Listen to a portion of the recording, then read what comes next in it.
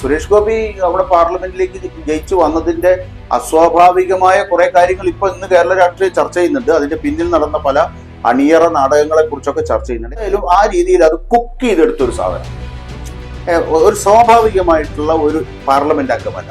എന്തായാലും അദ്ദേഹം പാർലമെന്റ് അംഗമായി. അതേസമയം ഇന്ത്യൻ ഭരണകൂടത്തിന്റെ ഭാഗമായി അദ്ദേഹം 3-4 വകുപ്പുകളുടെ ചുമതലയുള്ള സഹമന്ത്രിയായി. Where is he? ശക്തൻ തമ്പുരാനെ പോലെ അദ്ദേഹം മുണ്ടും നേരിയതും ഒക്കെ ഉടുത്ത് അദ്ദേഹം ഇങ്ങനെ ആനയും അമ്പാരിയുമായി ഇങ്ങനെ എഴുന്നള്ളുന്ന പോലുള്ള കുറെ പ്രകടനങ്ങൾ അദ്ദേഹം മന്ത്രിയായപ്പോ ക്ഷേത്രങ്ങൾ സന്ദർശിക്കുന്നു, ഇങ്ങനെ തുടങ്ങിയിട്ടില്ല. അങ്ങനെ ഉണ്ടല്ലോ തമ്പുരാന്റെ തിരുപ്പുറപ്പാട് പോലുള്ള ചില പിന്നെ കെട്ടിയൊരുക്കങ്ങളൊക്കെ നമ്മൾ കണ്ടു എന്നല്ല. ഏതെങ്കിലും ഒരു ഭാഗത്തെ മന്ത്രിയല്ല ഞാൻ, തെക്കേ ഇന്ത്യയിലെ പല സംസ്ഥാനങ്ങളെയും കാര്യങ്ങൾ നിയന്ത്രിക്കാൻ പറ്റുന്ന രീതിയിലുള്ള ഒരു മന്ത്രിയാവും എന്നൊക്കെ അദ്ദേഹം കിനാ കണ്ടിരുന്നു. BJP സുരേഷ് ഗോപി ചതിച്ചു എന്നാണോ, സുരേഷ് ഗോപിയെ BJP ചതിച്ചു എന്നാണോ? നമസ്കാരം. തൃശ്ശൂര് സുരേഷ് ഗോപിയെ ജയിപ്പിക്കുമ്പോൾ തൃശ്ശൂർക്കാർക്ക് അല്ലെങ്കിൽ സുരേഷ് ഗോപിക്ക് വോട്ട് ചെയ്ത ആളുകൾക്ക് വലിയ പ്രതീക്ഷയായിരുന്നു. ചെറിയ പ്രതീക്ഷ എന്ന് പറയാൻ കഴിയാത്ത വിധത്തിൽ വലിയ പ്രതീക്ഷയായിരുന്നു. അദ്ദേഹം ഒരു നന്മ മരമാണ്, അല്ലെ? അതെ, നന്മ മരമാണ്. അദ്ദേഹത്തെ കൊണ്ട് എന്തും ചെയ്യാൻ കഴിയും. കൊച്ചി മെട്രോ തൃശ്ശൂരിലേക്കാക്കും. ഇതൊക്കെ കേൾക്കുമ്പോ നമുക്കൊരു കേൾക്കുമ്പോൾ വലിയൊരു സംഭവമാണ് ശരി തോന്നുക. പക്ഷെ കൊച്ചി മെട്രോ തൃശ്ശൂരിലേക്കാക്കും എന്നൊക്കെ പറഞ്ഞ ഒരു സംഭവം ഉണ്ടായിരുന്നു. അപ്പൊ അതുപോലെ തന്നെ വലിയ രീതിയിലേക്കുള്ള ഡെവലപ്മെന്റുകൾ ഉണ്ടാവും. നമുക്കൊരു കേന്ദ്രമന്ത്രി ഉണ്ടോ എന്നാണ് ഇപ്പോ തൃശ്ശൂർക്കാരോട് ചോദിക്കേണ്ടത്. ശരിക്കും അത് തൃശ്ശൂർക്കാരോട് ശരിക്കും ചോദിക്കേണ്ട ചോദ്യം തന്നെയാണ്. വിനോട്ട, ഇത്തരം രീതിയിലേക്ക്, അതായത് ചാരിറ്റി അല്ല രാഷ്ട്രീയ പ്രവർത്തനം എന്ന് പലപ്പോഴും നമ്മളൊക്കെ പറഞ്ഞിട്ടുള്ളതാണ്. ചാരിറ്റി വേറെ, രാഷ്ട്രീയ പ്രവർത്തനം വേറെ. അതിനപ്പുറത്തേക്ക് തൃശ്ശൂർക്കാർക്ക് ഇനി ഇതിലും വലിയ അടി എന്തെങ്കിലും പറ്റാനുണ്ടോ? അല്ല, സുരേഷ് ഗോപി ഒരു വലിയ ചാരിറ്റി പ്രവർത്തകനാണോ? എനിക്ക് അക്കാര്യത്തിൽ സംശയമുണ്ട് കേട്ടോ. ചാരിറ്റി പ്രവർത്തനം നടത്തിയിട്ടില്ല എന്നല്ല പറഞ്ഞതിന്റെ അർത്ഥം.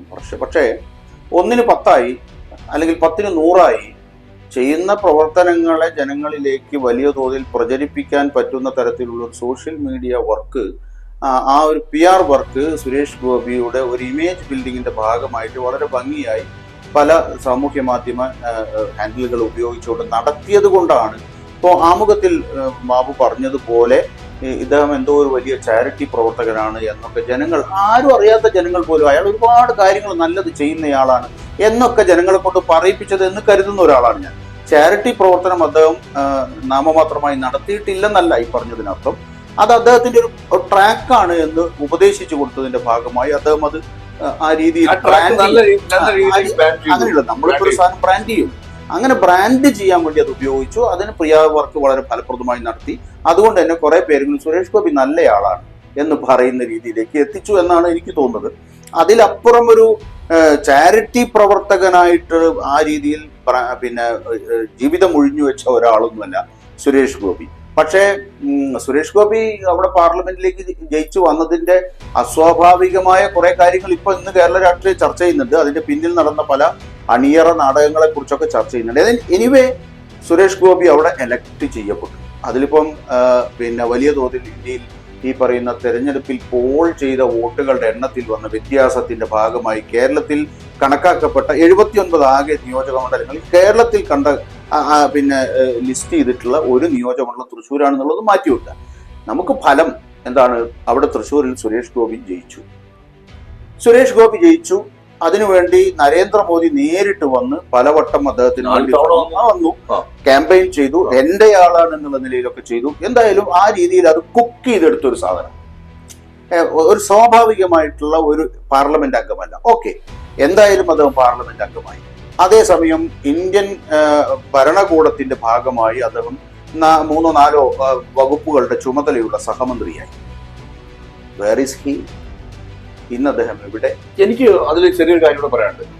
സുരേഷ് ഗോപി ശരിക്കും BJP എന്നുള്ള പ്രസ്ഥാനത്തെ ചതിച്ചു എന്ന് വേണം പറയാൻ. കാര്യം BJP ശരിക്കും BJP നേതാക്കളടക്കം പല ആളുകളടക്കം BJP പ്രവർത്തകരടക്കം പല ആളുകളും ഇദ്ദേഹത്തെ സപ്പോർട്ട് ചെയ്ത് ജയിപ്പിക്കാൻ വേണ്ടി വല്ലാത്ത രീതിയിലേക്ക് പെടാപ്പാട് പെടുന്ന ഒരു രീതി ഉണ്ടായിരുന്നു ഒരു സമയത്ത്. അല്ല, തൃശ്ശൂരില് പുതിയൊരു ശക്തൻ തമ്പുരാൻ വരുന്നു. ഞാൻ ശരിക്കും ഇലക്ഷൻ സമയത്ത് തൃശ്ശൂർ വർക്ക് ചെയ്ത ഒരാള് എന്നുള്ള നിലയ്ക്ക് എനിക്ക് പറയാൻ കഴിയും. അതായത് തൃശ്ശൂരില് BJPക്ക് വോട്ട് ചെയ്യാനിരിക്കുന്ന ആളുകൾക്കൊക്കെ വലിയ പ്രതീക്ഷയായിരുന്നു ശരിക്കും. തൃശ്ശൂർ സുരേഷ് ഗോപി വന്നു കഴിഞ്ഞാൽ വല്ലാത്ത രീതിയിലേക്ക് ഡെവലപ്മെന്റുകൾ ഉണ്ടാവും മറ്റുള്ള.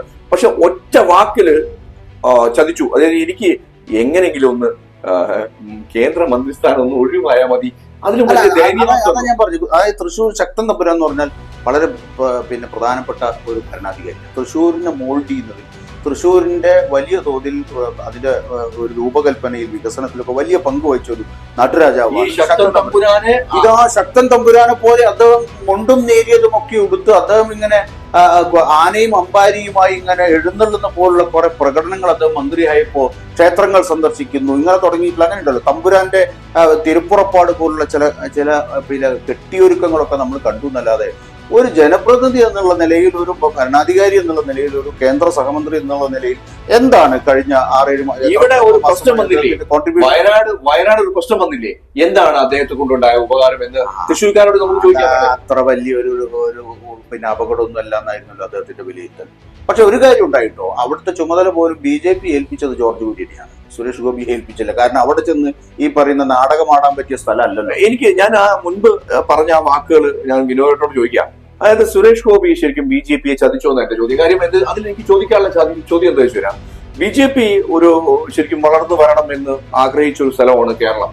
ഈ കേരളത്തെ പോലുള്ള ഒരാളെ സുരേഷ് ഗോപിയെ ഏൽപ്പിച്ച് ആ വളർച്ച പാടെ തളർച്ചയാവുന്ന രീതി, അതായത് എന്തോ ഒരു കാര്യം ഒരു ചൊല്ല് പറയുന്ന പോലെ, അതായത് ഈ വളർത്തണം എന്ന് വെച്ച് നട്ട ഒരു തൈ, ആ തൈ തന്നെ താഴത്തോട്ട് വളരുക. അല്ല, സുരേഷ് ഗോപിക്ക് വലിയ പ്രതീക്ഷ ഉണ്ടായിരുന്നു അദ്ദേഹത്തിന്. അത് പറയുകയും ചെയ്തതാണ്. മന്ത്രിസഭ രൂപീകരിക്കുന്നതിന്റെ ഒക്കെ മുമ്പ് ഞാൻ മന്ത്രിയാകും, ചെറിയൊരു കേരളത്തിന്റെ ഏതെങ്കിലും ഒരു ഭാഗത്തെ മന്ത്രിയല്ല, ഞാൻ തെക്കേ ഇന്ത്യയിലെ പല സംസ്ഥാനങ്ങളെയും കാര്യങ്ങൾ നിയന്ത്രിക്കാൻ പറ്റുന്ന രീതിയിലുള്ള ഒരു മന്ത്രിയാകും എന്നൊക്കെ അദ്ദേഹം കിനാ കണ്ടിരുന്നു.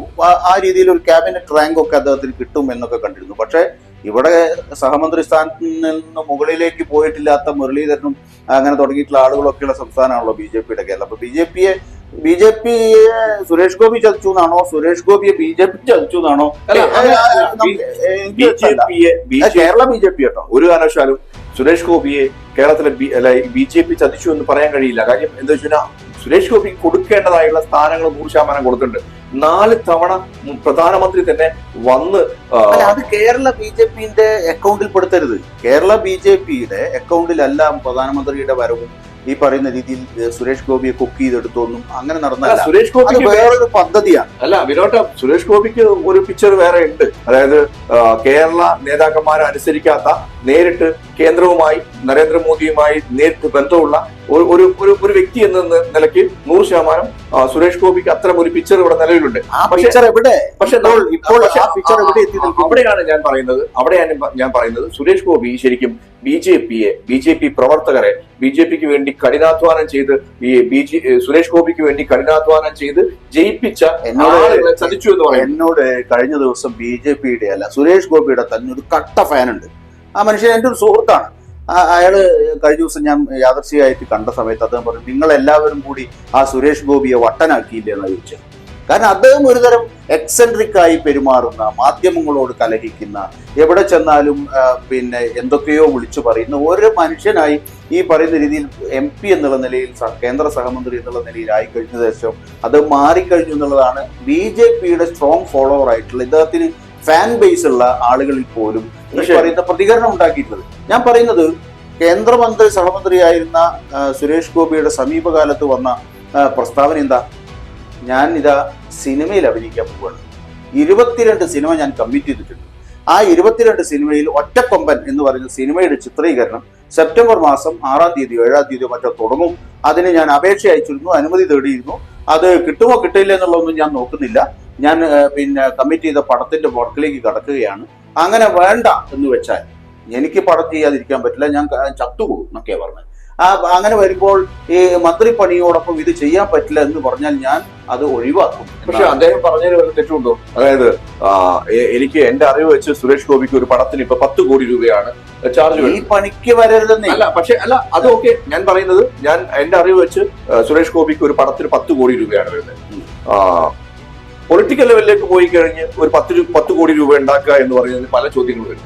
ഇദ്ദേഹത്തിന് ശരിക്കും 10 കോടി കിട്ടി. ഇദ്ദേഹം വിചാരിച്ചത് ശരിക്കും ഇത് എന്തോ സംഭവമാണ്.